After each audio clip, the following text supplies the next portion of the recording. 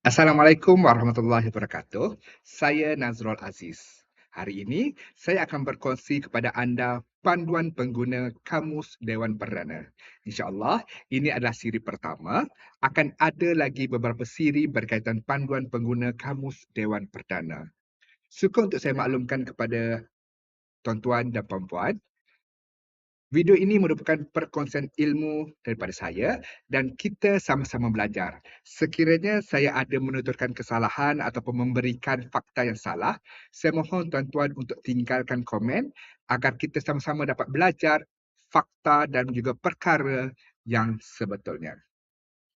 Tahukah anda semua, Dewan Bahasa dan Pustaka ada menerbitkan Kamus Dewan Perdana yang mana kamus ini ada lebih banyak perkataan dan perkataannya adalah lebih terkini.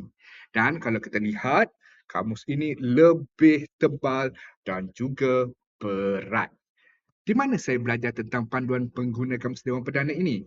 Baru-baru ini saya ada hadir Bengkel Pemakasaan Munshi Muda Bahasa Permata Awam 2026, Asas Penterjemahan dan Literasi Kamus. Dalam bengkel ini, kami telah dikongsikan berkaitan panduan pengguna Kamus Dewan Perdana. Dan hari ini saya akan berkongsi kepada anda panduan pengguna.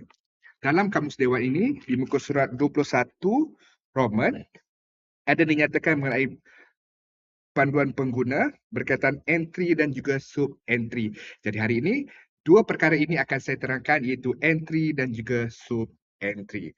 Mari kita lihat berkaitan entry terlebih dahulu. Entry adalah perkataan, butiran, maklumat dan lain-lain yang dimasukkan ke dalam suatu senarai. Entry juga adalah kata atau ungkapan utama dalam kamus yang disusun mengikut urutan abjad yang disertai takrif dan maklumat yang lain seperti kelas kata, etimologi dan sebagainya. Mana kata, hari ini entry ini adalah susunan dia bermula huruf A, B, C dan seterusnya. Kata yang dijadikan entry dalam kamus ini terdiri daripada kata dasar. Baik, kita lihat contoh entry yang ada dalam kamus. Cuma ada orang tanya, macam mana nak kenal itu entry ataupun tidak? Bila kita belik kamus ni, entry ditandakan dengan huruf-huruf tebal dan juga disantakkan ke kiri dalam lajur halaman kamus. Mana kata kalau kita buka kamus ni, kita lihat huruf-huruf yang tebal itu, itulah dia entry. Dan contoh yang saya tunjukkan ini adalah entry yang berhomonim. Apa itu homonim? Homonim adalah satu perkataan mempunyai dua atau lebih maksud yang maksud dia. Sebagai contoh yang saya tunjukkan ini kenari. Kenari pertama mempunyai maksud sejenis burung kecil yang merdu suaranya dan bulunya berwarna kuning. Kenari kedua adalah pokok besar dan berbanir. Kenari ketiga dia merujuk kepada kenari Belanda. Kenari keempat adalah ketam kenari. Jadi, homonim ni adalah satu perkataan mempunyai banyak makna. Sebutan dia sama tapi makna dia berbeza. Itu adalah entry. Jadi seterusnya kita lihat pula sub entry. Sub entry ini adalah kata masukan atau entry kamus yang merupakan turutan daripada entry utama. Kita dah ada satu entry utama, dia di bawahnya adalah sub entry. Sebagai contoh, pada muka surat 1418, dia ada perkataan masak. Jadi sub entry yang ada di situ adalah contohnya masak-masak, bermasak, bermasakan, memasak, termasak. Jadi apa sebenarnya fungsi sub-entry ni?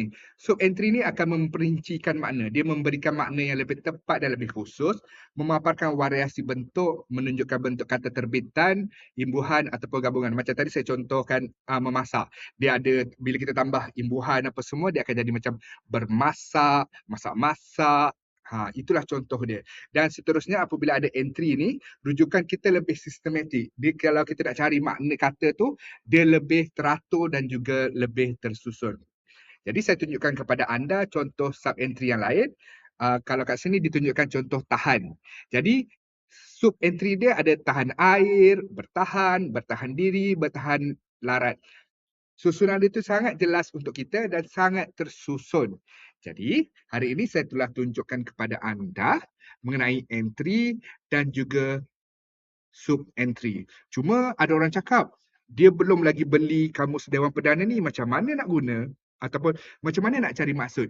Jangan risau, Dewan Bahasa dan Pustaka ada juga terbitkan portal Kamus DBP. Jadi melalui portal ini anda boleh juga mencari makna kata ataupun makna perkataan yang anda mahukan. Jadi itu sahaja untuk siri pertama pada hari ini. Sekali lagi saya jelaskan, sekiranya saya ada memberikan salah fakta, saya mohon anda untuk memberikan komen di bawah ini untuk sama-sama kita belajar. Dan sekiranya video ini bermanfaat untuk anda, tinggalkan juga komen agar kita semua boleh belajar panduan pengguna Kamus Dewan Perdana. Sekian sahaja daripada saya, Nazrul Aziz. Sekian, terima kasih. Sehingga berjumpa lagi.